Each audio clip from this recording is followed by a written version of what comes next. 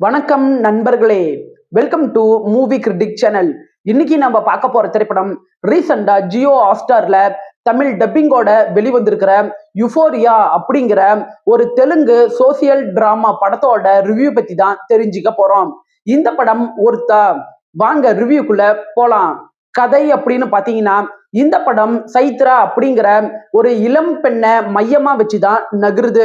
ஒரு நாள் அவங்களுக்கு ஏற்பட்ட பாலியல் வன்முறை சம்பவத்துக்கு அப்புறம் குற்றவாளிகள் போக்சோ சட்டத்தின் கீழே அரெஸ்ட் பண்ணப்படுறாங்க.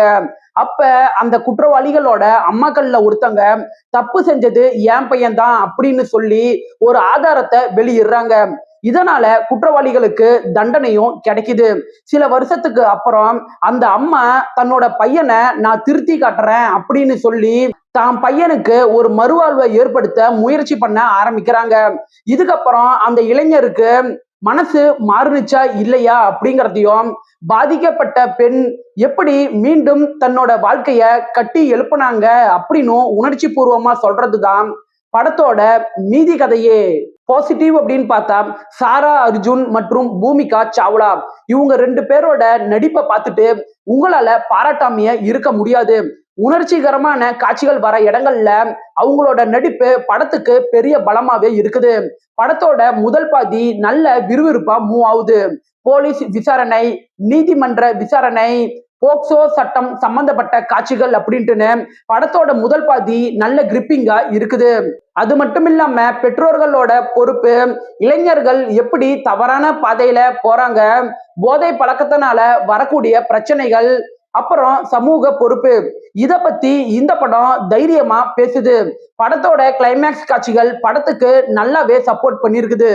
குறைகள் அப்படின்னு பாத்தீங்கன்னா, படத்தோட செகண்ட் ஹாஃப் ஃபர்ஸ்ட் ஹாஃபோட கம்பேர் பண்ணி பார்க்கும்போது செகண்ட் ஹாஃபோட ஸ்கிரீன் பிளே கொஞ்சம் டவுனா இருக்கிறத உங்களால ஃபீல் பண்ண முடியும்.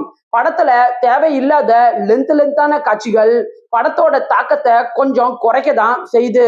படத்தோட செகண்ட் ஹாஃப்குள்ள நீங்க வந்ததுக்கு அப்புறம் திரைக்கதை குற்றவாளிய மையமா வச்சு நகர ஆரம்பிச்சிடும்.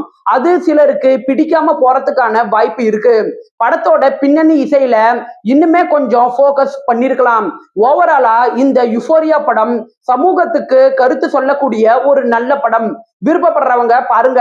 படத்துல பெருசா அடல்ட் கண்டென்ட் அப்படின்ட்டுன்னு எதுவுமே கிடையாது.